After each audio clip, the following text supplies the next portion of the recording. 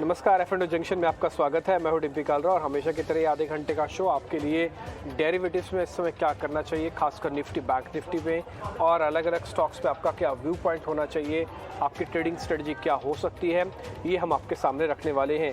खैर, आज की मेहमान हमारी होंगी शिवांगी शारदा, जिनसे हम बातचीत करके आपके सामने सारे ट्रेड रखेंगे। लेकिन उससे पहले 5 बड़ी बातों से एक बार मोटा मोटी बाजार समझ लेते हैं कि मार्केट के अंदर क्या हो रहा है। फिर रिपोर्ट कार्ड भी आपके लिए लेके आएंगे। हमारे साथ शुक्रवार को चंदन तापड़िया जुड़े थे, उनका रिपोर्ट कार्ड आपके सामने रखेंगे। लेकिन पहले 5 बड़ी बातों से ओवरऑल मार्केट समझते हैं। 3 दिन की गिरावट के बाद आज कुछ शॉर्ट कवरिंग मार्केट के अंदर वापस से देखने को मिल रही है। एफआईज पिछले 3 दिन से बेच रहे थे, उनके बाद से बैक टू बैक मार्केट में भी सेलिंग आई।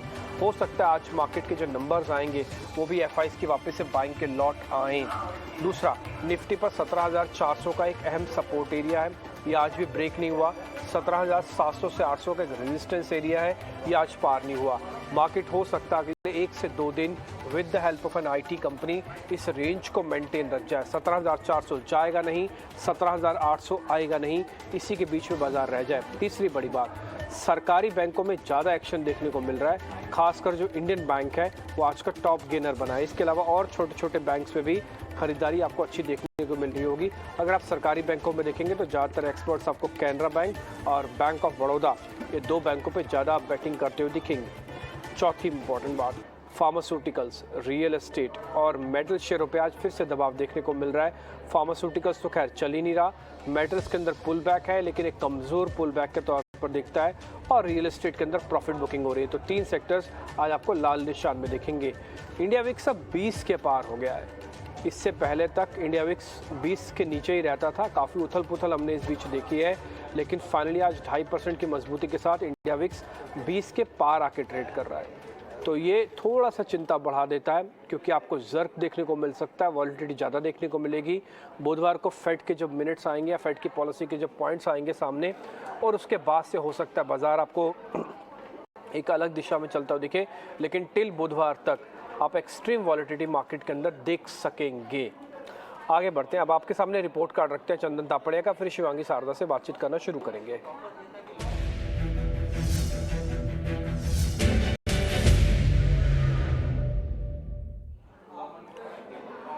तो डेल्टा कॉप के अंदर आप करीब 4% तक की खरीदारी का फायदा आपने लिया होगा। भले आज डेल्टा कॉप पे खबर आई कि उनको लाइसेंस नहीं मिला किसिनों का, लेकिन इस बस के चलते पहले डेल्टा कॉप अच्छा चला।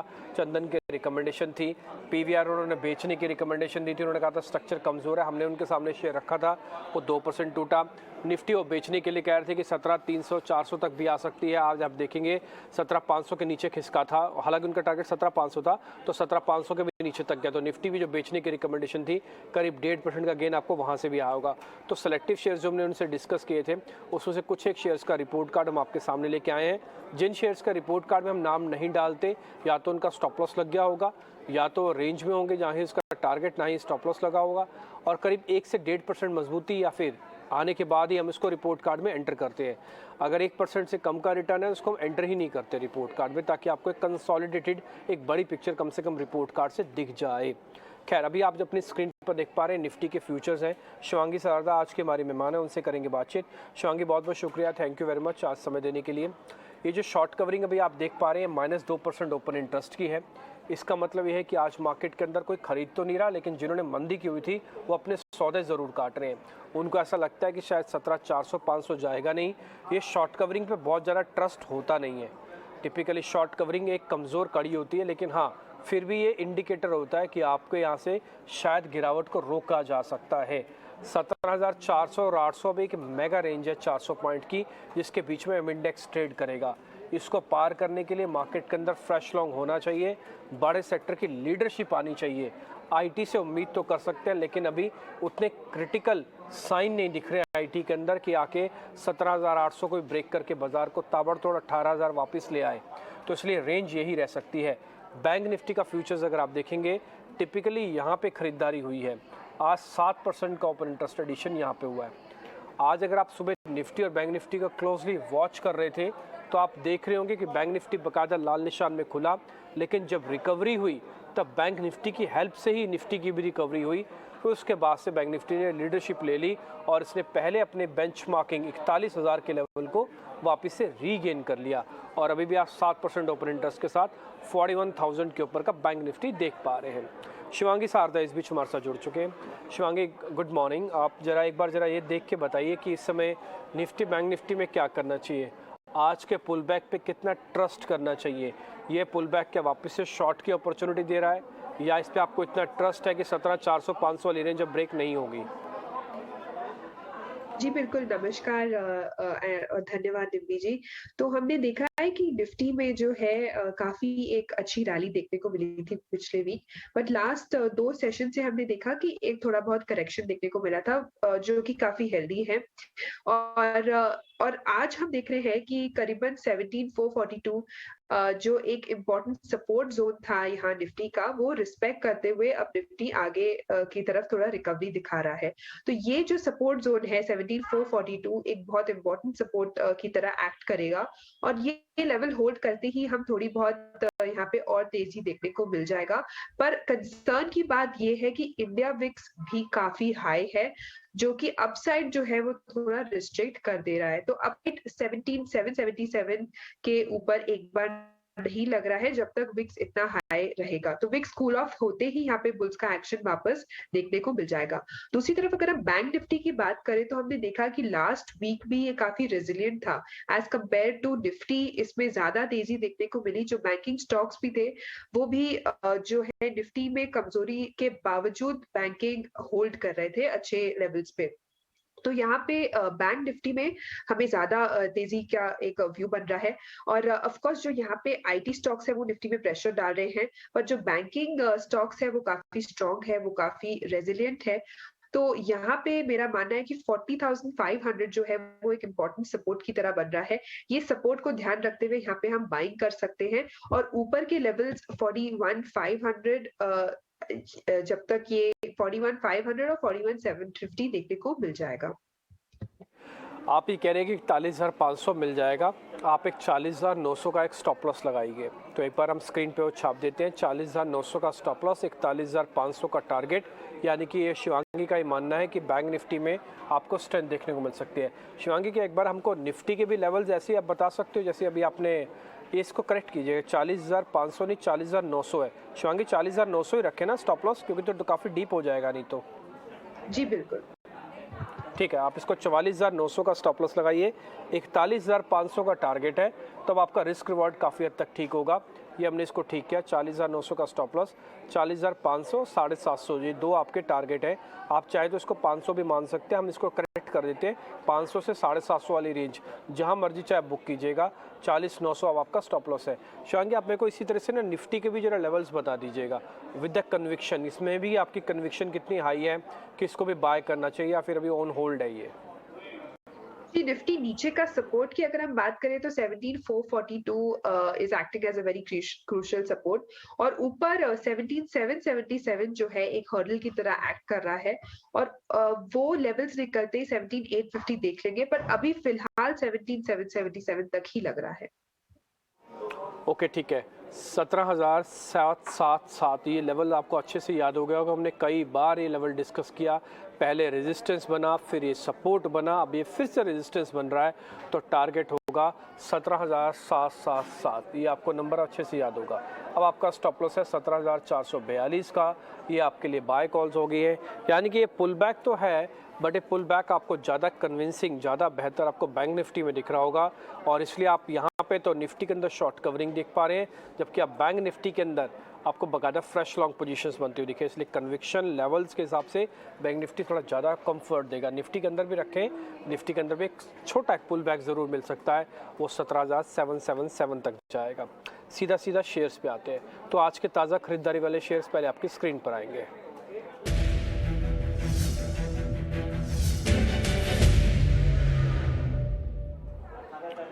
शिवांगी, M&M के अंदर आज अच्छी खरीदारी वापस देखने को मिल रही है। हालांकि गाड़ी तो मारुति ने लॉन्च की, लेकिन M&M पे भी इम्पैक्ट काफ़ी स्ट्रॉन्ग आ रहा है।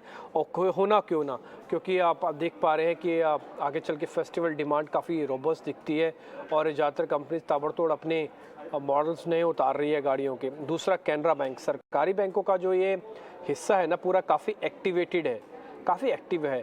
आप किसी भी डिप में सबसे पहले लोग यहीं आके पैसा लगा के खरीद रहे हैं इसको।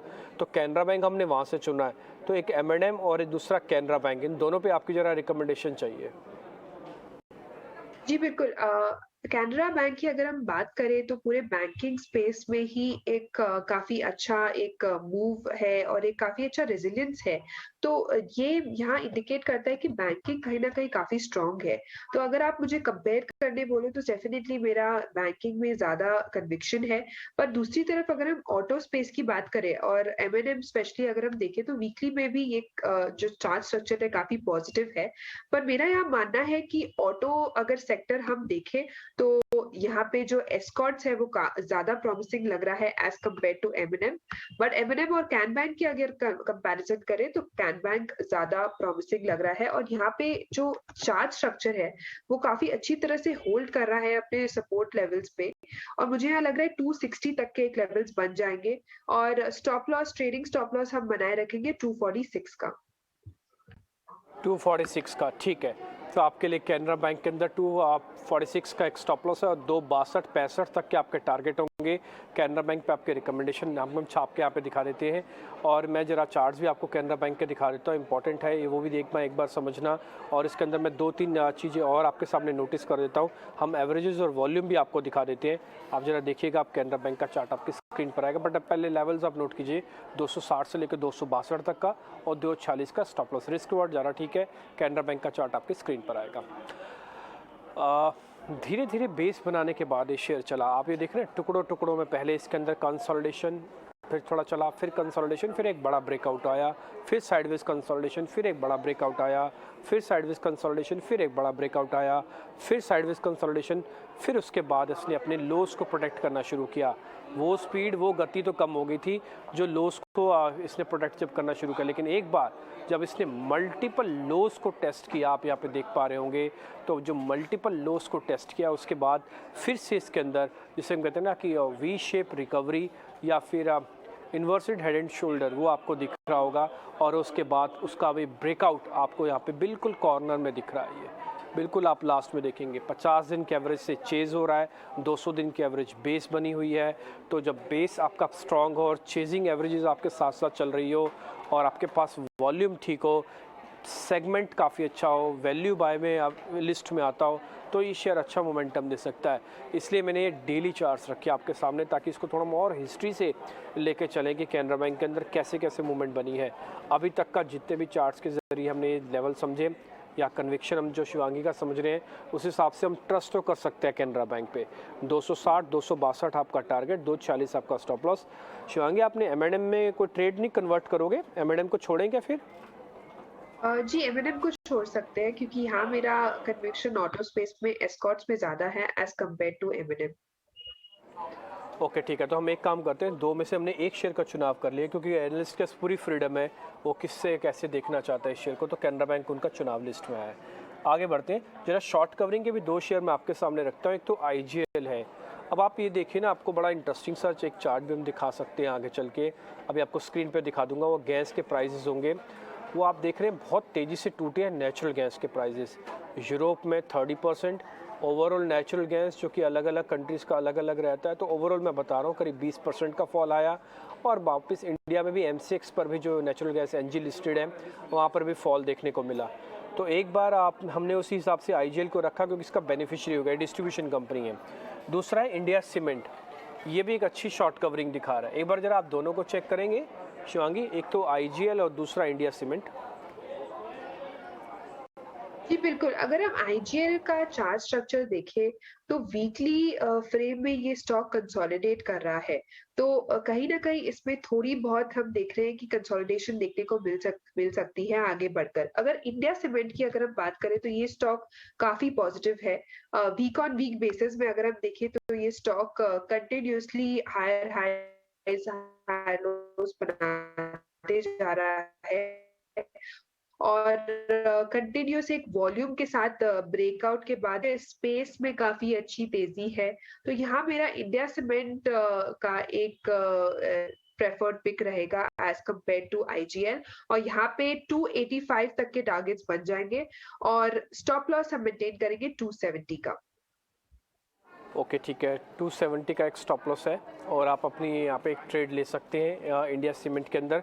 आईजीएल के अंदर से मैं ज़रा इंटरेस्टिंग आपको ज़रा मैं एक चार्ट दिखाना चाहता हूँ नेचुरल गैस का, एनजी का। एक ये मल्टीपल सपोर्ट एरिया पे आके रुक गया है। अगर ये ब्रेक होगा तो आप सारी गैस वाली कंपनीज को बहुत ज़ोरदार मूव करते हुए देखेंगे। शिवांगी अभी नहीं डाले ना आईजीएल के अंदर सौदा, आपने आईजीएल का टारगेट स्टॉप लॉस नहीं दिया, फिर इसका मतलब रोकना है इसको अभी?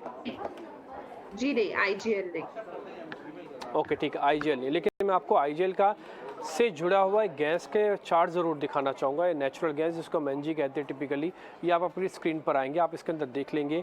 हालांकि ये पार्ट तो कमोडिटीज़ का है, लेकिन फिर भी क्योंकि गैस के लिए डिस्ट्रीब्यूशन, ट्रांसमिशन और जनरेशन, ये सारी की सारी कंपनीज बहुत इंपॉर्टेंट होती हैं।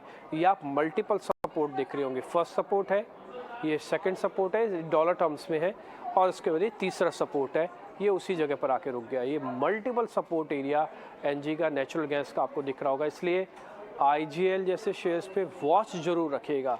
शिवांगी ने इसको भी सौदे में कन्वर्ट तो नहीं किया, बट इसको वॉच जरूर रखा जा सकता है। और आपके लिस्ट में जो सौदा शॉर्ट कवरिंग का कन्वर्ट होकर आया ट्रेड के अंदर, वो है India cement. Target stop loss आप जरा दिखा दीजिए इंडिया सीमेंट का, ताकि हम अच्छे से इसको नोट कर ले। 285 का टारगेट, 270 का स्टॉप लॉस है। आगे आते हैं फ्रेश शॉर्ट्स पे, ताज़ा बिकवाली वाले शेयर्स पे, तो जरा वो स्क्रीन पे लेके आते हैं।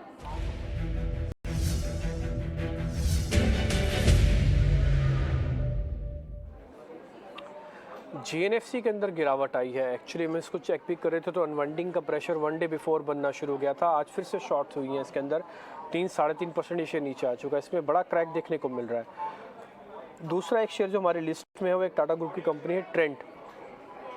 इसके अंदर भी 2 से 2.5% तक का नुकसान है। शिवांगी एक बार जरा दोनों शेयर्स को चेक करेंगे आप।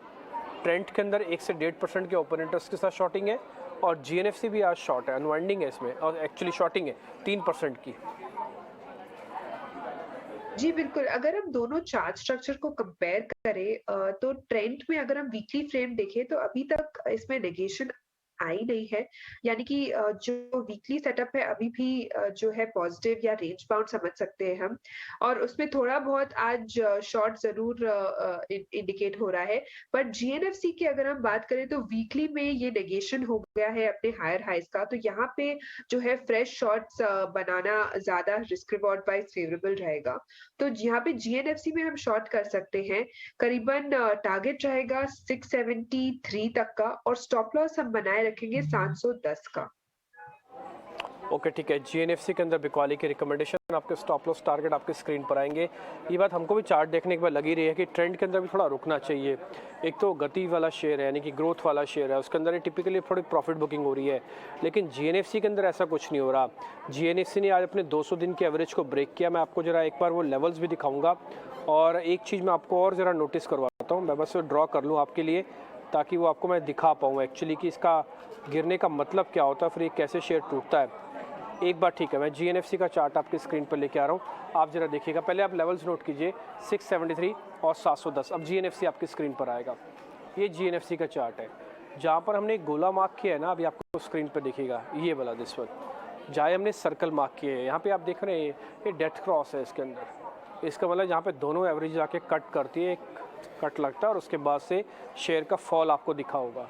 जस्ट इसके थोड़ा मैं और पीछे चला जाता हूँ, यहाँ पर आप देखेंगे तो अब 50 दिन की एवरेज ऊपर चली गई, तो 200 दिन का बेस बन गया था, तो इस एवरेज का सपोर्ट लेते हुए ये शेयर चलता गया। लेकिन एग्जैक्टली यहाँ पर आके पहली बार ऐसा मौका मिला जब 200 दिन की एवरेज ऊपर चली गई और 50 दिन की एवरेज नीचे आ गई, और उसके बाद से शेयर ने फॉल दिखाया, जहाँ पर हमने गोला मार्क किया हुआ है। और ठीक कुछ इस समय भी ऐसे ही होता हुआ दिख रहा है, अगर आप लास्ट में बिल्कुल कॉर्नर में देख पा रहे होंगे तो। अब 200 दिन की एवरेज ऊपर जा रही है, 50 दिन की एवरेज नीचे जा रही है। अब ये फॉल आना शुरू किया है, ये बहुत सीवियर फॉल में भी कन्वर्ट हो सकता है आगे चल के, और कोई बड़ी बात नहीं है कि अपने वापस प्रीवियस लोस को टेस्ट करने के लिए चले जाए, लेकिन अभी 1 से 2 दिन और इसके लिए बहुत क्रिटिकल है। इसलिए छोटा स्टॉप लॉस और छोटा टारगेट एक बार जीएनएफसी का आपकी स्क्रीन पर आ जाएगा, आप नोट कर लीजिएगा, 673 और 710। आगे बढ़ते हैं शिवांगी, आप अपने पहले जरा ट्रेड बता दीजिए, फिर मेरे पास कुछ और सौदे मैं जो आपसे पता करूंगा।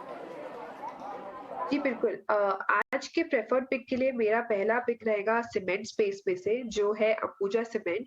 तो यहाँ पे हमने देखा है कि लास्ट वीक काफी अच्छा ओआई बिल्टअप देखने को मिला है लॉन्ग बिल्टअप के साथ। हमने देखा है कि थर्सडे फ्राइडे जो है इसमें काफी एक अच्छा मूवमेंट आया, डिस्पाइट जो मार्केट में जो जिटरी था, वीकनेस था, उसके बावजूद इस स्टॉक में अच्छी ओआई एडिशन हुई है, जो काफी पॉजिटिव है स्टॉक के लिए। और यहाँ पे 580 तक के टारगेट्स बन रहे हैं। स्टॉप लॉस हम बनाए रखेंगे 545 का।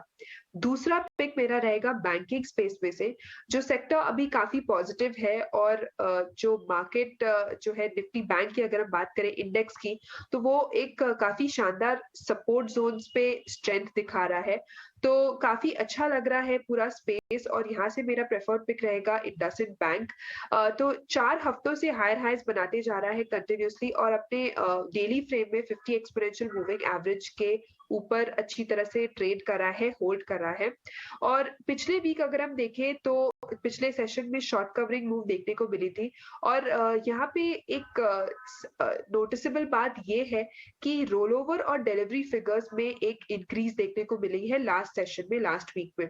तो ये पूरा इंडिकेट करता है कि स्टॉक काफी पॉजिटिव है, और 1290 तक का एक टारगेट बन रहा है इमीडिएटली, और स्टॉप लॉस हम बनाए रखेंगे 1220 का। ओके ठीक है शिवांगी, बहुत शुक्रिया, थैंक यू वेरी मच आज कार्यक्रम का हिस्सा बनने के लिए। इंडसइंड बैंक और अंबुजा सीमेंट दोनों ही ट्रेंडिंग शेयर्स हैं। इंडसइंड के अंदर काफ़ी अच्छी शॉर्ट कवरिंग भी आई, आज फ्रेश बाइंग है इसके अंदर, और ये आपकी लिस्ट में भी है आज। बहुत बहुत शुक्रिया शिवांगी आज कार्यक्रम में जुड़ने के लिए। फिलहाल इन सभी शेयर्स का रिपोर्ट कार्ड हम कल आपके सामने लेके आएंगे, और कल एक नए मेहमान प्रशांत सावंत के साथ हमारी चर्चा होगी। हम आपके सामने कुछ और सौदे भी रखेंगे। फिलहाल आज के इस कार्यक्रम के लिए इतना ही, नमस्कार।